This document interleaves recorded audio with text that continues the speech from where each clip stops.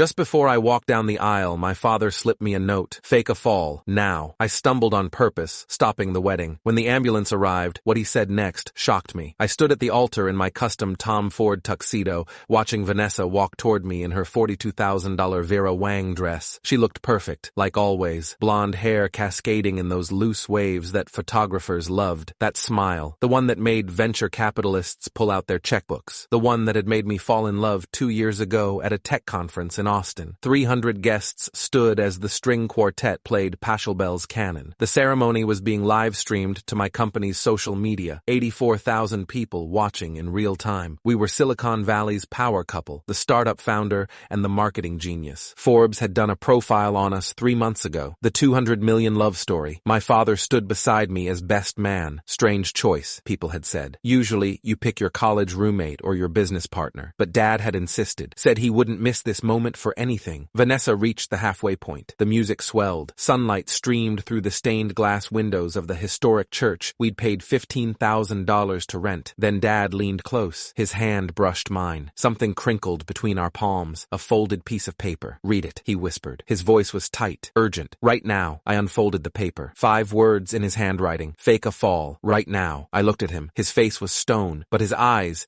were screaming. Dad! What? Trust me, son. Fall. Make it dramatic. Do it now. Vanessa was 10 feet away. 8 feet. Her father, Gerald Morrison, real estate mogul, beaming with pride, walked her forward. Her mother dabbed tears in the front row. The governor was in row 3. My board of directors filled the left side of the church. My heart hammered against my ribs. This was insane. This was my wedding day. The biggest day of my life. We'd spent 9 months planning this. $280,000 on the wedding alone. But something in Dad's voice, that tone he'd used when I was 7, and he'd yanked me back from stepping into traffic without looking. I took 1 step toward Vanessa, extended my hand toward hers, then hooked my shoe on the edge of the carpet runner. I went down hard, shoulder first. My head cracked against the marble altar step. Pain exploded behind my eyes. Real pain. I hadn't planned to hit that hard. The music stopped. Someone screamed. "Trevor!" Vanessa shrieked. She dropped her bouquet, $3,000 worth of white roses and orchids, and ran. But Dad got there first. His head! He's bleeding! Someone call 911! Dad's voice boomed through the church. I touched my temple. My fingers came away red. Jesus Christ. This wasn't fake anymore. Blood. Actual blood. Get back! Dad barked at Vanessa as she tried to kneel beside me. Give him space! He needs air! I'm his fiancé! Vanessa snapped. Her voice had an edge I'd never heard before. Trevor, baby, are you okay? Can you hear me? He needs a hospital, Dad said. His voice had that CEO tone. The one that ended board meetings. The one that made investors fall in line. Everyone stay back. Paramedics are coming. He just needs to sit up, Vanessa insisted. She grabbed my arm, hard. Her perfectly manicured nails dug into my skin. Trevor, stand up. We can finish the ceremony. You're fine. He's not fine, Dad's voice thundered. Look at his head. He could have a concussion, a skull fracture. It's nothing, Vanessa said, but her voice had changed. Gone was the soft, concerned fiancé. This was something else, something sharp. We've waited 9 months for this. We have 300 guests. The photographer only gave us a 4-hour window. We are not stopping the wedding over a little bump. The church went silent, dead silent. Dad stared at her. My son is bleeding from the head and you want to finish the ceremony? It's his wedding day. Vanessa's mask was slipping. Her voice went shrill, desperate. He can go to the hospital after. We have vendors, contracts. The reception venue charges $5,000 per hour whether we use it or not. Whispers rippled through the crowd. Uncomfortable shifting. Camera phones coming out. Sirens wailed outside, getting closer. The paramedics burst through the church's double doors 90 seconds later.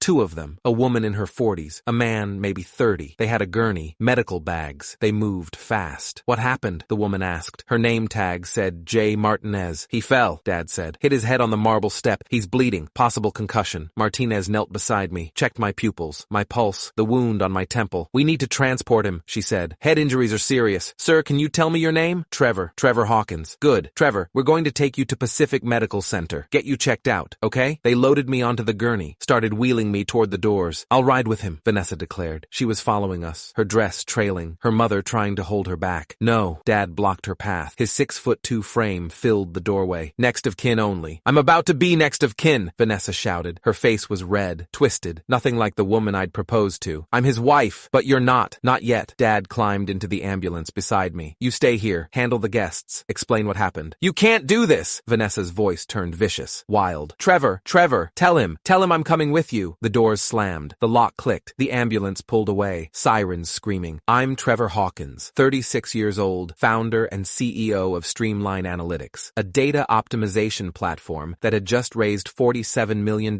in Series B funding. I'd built the company from nothing. 7 years of 18-hour days, sleeping in the office, eating ramen, pitching to investors who told me my idea would never work, until it did. We'd signed contracts with Google, Amazon, Microsoft. Our platform was processing 3 billion data points daily. Revenue was projected to hit $80 million this year, and Vanessa had been there for the last 2 years of it. I'd met her at TechCrunch Disrupt in Austin. She was working for a marketing agency, she'd said, specialized in brand development for startups. She'd approached me at the networking mixer after my panel on AI-driven analytics. Your presentation was brilliant, she'd said, smiled that smile. But your marketing is terrible. Excuse me? Your company website looks like it was built in 2005. Your social media is non-existent. Your brand message is confusing. She'd handed me her card. Vanessa Morrison, brand strategy consultant. I can fix that if you're interested. I'd been interested. She'd overhauled our entire brand in 6 weeks. New website, social media strategy, press releases. She'd gotten us featured in TechCrunch, Wired, and Fast Company. Our brand recognition had tripled, and somewhere in those late-night strategy sessions, between the coffee runs and the whiteboard brainstorming, we'd fallen in love. Or I had anyway. She was brilliant, beautiful, connected. She knew everyone in Silicon Valley, introduced me to investors, got us invitations to exclusive events, made me look good in front of the media. You're my muse, I'd told her the night I proposed. Rooftop restaurant, champagne, a $45,000 engagement ring. You made all of this possible. We made it possible, she'd corrected. Together. The wedding planning had been intense. Vanessa insisted on perfection. The right venue, the right photographer, the right flowers. Everything had to be Instagram-worthy, shareable, part of our brand. This isn't just our wedding, she'd explained. It's a statement. It shows investors we're stable, committed, serious people building serious things. I'd agreed, let her handle everything, signed the checks, showed up to the tastings and venue tours. My father had been skeptical from the beginning. Something's off about her, he'd said 6 months ago over dinner. Just the two of us. Steakhouse in Palo Alto. I can't put my finger on it. You can't put your finger on it because there's nothing to find, I'd said, defensive. She's amazing. She's helped build this company. Has she? Or has she just taken credit for your work? Dad, I'm just saying, be careful. When someone's too perfect, too eager, too convenient, there's usually a reason. I'd dismissed it, told myself he was being overprotective, that he couldn't accept I was getting married, moving on with my life. But now, lying in the back of that ambulance, blood trickling down my face, I wasn't so sure. Dad, I said quietly. The siren covered our conversation. Martinez was in back with us, checking my vitals, but the engine noise made it hard to hear. What the hell is going on? Dad pulled out his phone, opened a folder, started scrolling through photos, text messages, bank statements, legal documents, court records. I hired a private investigator 3 weeks ago, Dad said. His voice was calm, too calm, the kind of calm that meant something terrible was coming. Remember David Chen? Works out of San Francisco? Former FBI, 23 years investigating financial crimes? I knew David. He'd consulted for my company on a security audit. I had a feeling about Vanessa, Dad continued. Something wasn't adding up. She was too perfect, too eager to get married, too focused on the timeline. My stomach dropped. What did you find? Dad handed me the phone. The first photo was a marriage certificate from Clark County, Nevada, dated 3 years ago. Vanessa Morrison married to Julian Garcia. She's already married, Dad said, to a guy named Julian Garcia, investment banker. They've run this scam 4 times before. I stared at the photo. Vanessa in a simple dress, different hair, standing next to a man I'd never seen, smiling that same smile. It's a marriage fraud scheme, Dad explained. They target wealthy men in tech. Vanessa plays the brilliant marketing consultant. Julian stays in the background. They get married, bigamy, technically, since she never divorces Julian. Then, 6 months later, Julian files charges. Vanessa files for annulment claiming she didn't know about the first marriage. But by then, community property laws have kicked in. She walks away with half of everything you acquired during the marriage. My brain couldn't process it, couldn't make sense of it. She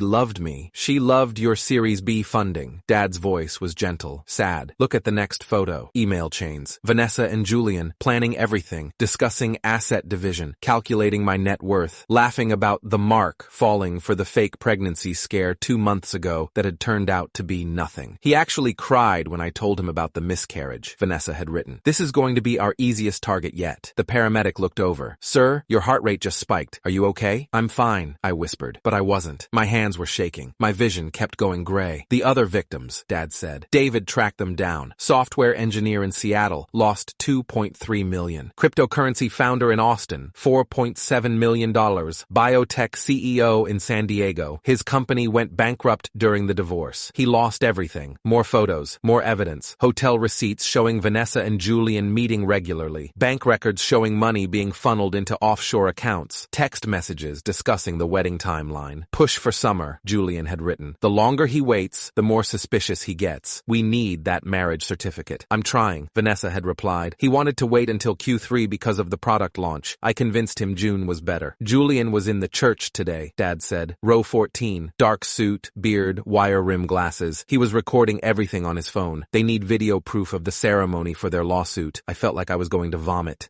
All of it was fake? All 2 years? All of it. The ambulance pulled into the emergency bay at Pacific Medical Center. Through the window, I could see news vans. Someone had tipped them off. My phone was exploding with notifications. The live stream had captured everything. Vanessa screaming about photographers and contracts while I bled on the marble floor. The internet was already tearing her apart. How did you know? I asked as they wheeled me toward the ER doors. How did you know to check? Dad looked at me. His eyes were sad, tired. Son, I've spent 42 years building companies, negotiating deals, reading people. I know a hostile takeover when I see one. He paused. And 3 weeks ago, she made a mistake. Asked me about your stock options, very specific questions about vesting schedules, exit strategies, what happens to equity in a divorce. She said she was just curious, trying to understand the business. That's what she wanted you to think. But nobody asks those questions unless they're planning for a specific outcome. The ER doors opened, fluorescent lights, antiseptic smell, nurses in scrubs. Mr. Hawkins? A doctor approached. Young, maybe 35. Name tag said, Dr. Patricia Torres, Emergency Medicine. I'm Dr. Torres, let's get you checked out. They wheeled me into a bay, started running tests, CT scan, neurological exam, cleaned the wound on my temple, 4 stitches, they said. My phone kept buzzing, 53 missed calls, mostly Vanessa, some from her parents, some from wedding guests, and one from a number I didn't recognize. Dad was on his phone in the corner, calm, methodical, making calls. Arthur? James Hawkins. I need you to file paperwork immediately. Asset freeze on every account Vanessa Morrison has touched. Full forensic audit. Restraining order. And I need you to contact Agent Wilson at the FBI. Yes, the marriage fraud case. Tell him we have video evidence. Tell him Julian Garcia was at the church today. Yes, we have him on camera. Arthur Richardson, my attorney, 30 years of practice, handled all my corporate legal work. Dr. Torres came back with results. No skull fracture, mild concussion. You'll need rest. No screens for 48 hours. Follow up with your primary care physician in a week. Can I leave? In about an hour. We want to monitor you a bit longer. My phone rang again. The unknown number. Dad looked at it. Don't answer that. Who is it? Probably Julian, trying to feel out the situation. But I answered anyway. Put it on speaker. Trevor Hawkins. Mr. Hawkins. A man's voice. Smooth. Professional. This is Agent Kevin Wilson, FBI. I'm calling regarding Vanessa Morrison and Julian Garcia. Dad moved closer. Agent Wilson. James Hawkins. Trevor's father. We've been in contact with your office. Yes, sir. Mr. Chen sent over the preliminary evidence this morning. We've been building this case for 8 months. You're the 5th victim to come forward. 5th? I said. Vanessa and Julian have been running this scam since 2019. We estimate they've stolen approximately $14 million across 7 victims, but most victims don't report it. They're too embarrassed. They sign settlements with NDAs to make it go away quietly. My hands were shaking again. So, what happens now? We have warrants for both of them. Marriage fraud across state lines is federal. Wire fraud. Identity theft. We've been waiting for the right moment to move. Today's wedding was perfect. Julian was there, on camera, participating in the scheme. We have surveillance video. Your live stream gave us everything we needed. Where are they now? We arrested Julian outside the church 45 minutes ago. We're picking up Vanessa at the reception venue in approximately 10 minutes. The line clicked. Hold music played. Dad squeezed my shoulder. It's over. She can't touch you. Can't touch the company. She's done. How long have you known? I asked. How long have you been working with the FBI? 3 weeks. Since David found the first marriage certificate. I contacted Agent Wilson immediately. He asked me to let the wedding proceed. Said they needed evidence of both of them working together. Said it would strengthen the case. So, I was bait. You were protected. I wasn't going to let you actually marry her. That's why I gave you the note. That's why I insisted on being best man, so I could stop it at the last second. Agent Wilson came back on the line. Mr. Hawkins, we have Vanessa in custody. She's being transported to the San Francisco field office now. You'll need to come in and give a formal statement. Tomorrow is fine. Bring your attorney. What about the wedding guests? The media. We'll handle that. We're issuing a press release in 1 hour. This is a major case for us. White-collar crime, high-profile defendants. It's going to be national news. He wasn't wrong. By that evening, evening, the story was everywhere. CNN, Fox News, The New York Times, Silicon Valley wedding scam exposed. Tech CEO saved from marriage fraud by father's last-minute intervention. The livestream clip, Vanessa screaming about photographers while I bled on the floor, had 3.7 million views. Twitter was destroying her. Reddit had 11 different threads analyzing every detail. Someone found photos of the previous victims, created a timeline, mapped out the entire scam. Vanessa's social media accounts were deleted within 2 hours, but screenshots lived forever. People found the fake pregnancy texts, the emails discussing asset division, everything. Julian's investment banking firm released a statement. We terminated Mr. Garcia's employment effective immediately. His actions do not reflect the values of our organization. Vanessa's parents issued a statement through their lawyer. We had no knowledge of our daughter's alleged criminal activities. We are devastated and cooperating fully with authorities. My board of directors sent flowers to my hospital room. Take all the time you need, the note said. We're here for you. I spent that night in the hospital. Observation for the concussion. Dad stayed with me. We didn't talk much. Just sat there, watching the news coverage, processing what had happened. I'm sorry, Dad said around midnight, for putting you through that, for making you fall, for not telling you sooner. You saved my life. I almost cost you your company. If I'd been wrong, if she'd been legitimate, you'd hate me forever. But you weren't wrong. No, but I was terrified I was. Right up until the moment you hit that floor. My phone kept buzzing. Messages from friends, colleagues, investors. Everyone had seen the news. Dude, are you okay? Holy shit, I can't believe this. I always thought something was off about her. You dodged a major bullet. One message stood out. From Derek Walsh, my college roommate. The guy who should have been my best man. Your dad is a fucking hero. Also, I'm sorry I ever doubted him. Drinks on me when you're recovered. At 2:17 a.m., Arthur Richardson called. Trevor, I've completed the preliminary audit. Vanessa accessed your account 17 times over the past 6 months. Small transfers. Nothing large enough to trigger alerts. She moved approximately $340,000 into offshore accounts. $340,000? We can recover most of it. The FBI is freezing everything connected to the case, but it's going to take time. What about the wedding costs? Non-recoverable. The vendors were legitimate. They fulfilled their contracts. The venue, the caterer, the photographer,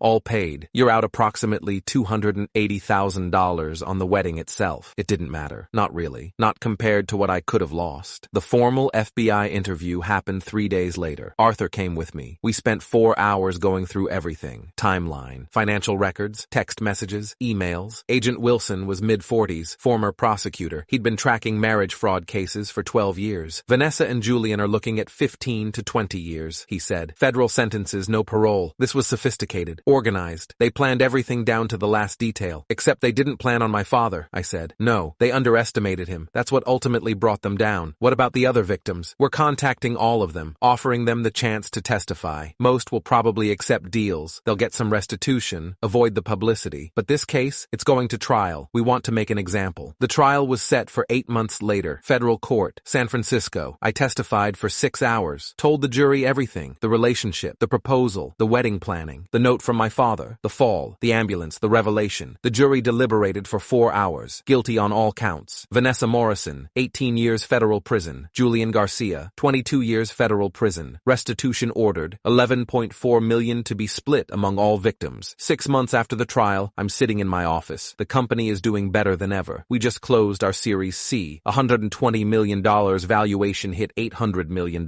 We rebranded. New website, new marketing strategy. This time, I hired a reputable firm with verified credentials and references. My father retired last month, sold his company. He calls every Sunday. We talk about business, life, the future. Have you dated anyone? He asked last week. No, not ready. Take your time. There's no rush. How did you know? I asked him. Really? How did you know to check? He was quiet for a moment. She asked the wrong question at the wrong time, and she didn't react right when I tested her. Tested her? At Christmas dinner. Remember? I mentioned my estate planning, said I was updating my will. She asked very specific questions about inheritance law, survivorship rights, spousal benefits. That could have been normal curiosity. It wasn't the questions. It was the intensity, the focus. She wasn't making conversation. She was gathering intelligence. So you knew? I suspected. That's when I hired David, and David confirmed everything. The wedding ring I'd bought her, that $45,000 engagement ring, was seized as evidence, eventually sold at auction. Proceeds went to the victim's restitution fund. The wedding venue sent me a refund. Unexpected. A gesture of goodwill after the media attention. $15,000. I donated it to a nonprofit that helps fraud victims. My inbox still has Vanessa's emails. I haven't deleted them. Can't quite bring myself to. Sometimes late at at night, when I can't sleep, I read through them, looking for signs, for red flags I missed. They're all there, hidden in plain sight. The way she pushed for joint bank accounts, the way she asked about stock options, the way she insisted on a summer wedding, the way she panicked when I fell, not because she cared if I was hurt, but because the ceremony was failing. I missed it all, but Dad didn't. Last week, someone sent me a message on LinkedIn, a woman named Rachel Torres. Subject line, "Thank you, Mr. Hawkins. You don't know me, but I was one of Vanessa Morrison's victims. My ex-husband was her second mark. We lost our company in the divorce, lost everything. I've been rebuilding for 3 years. When I heard about your case, about the FBI investigation,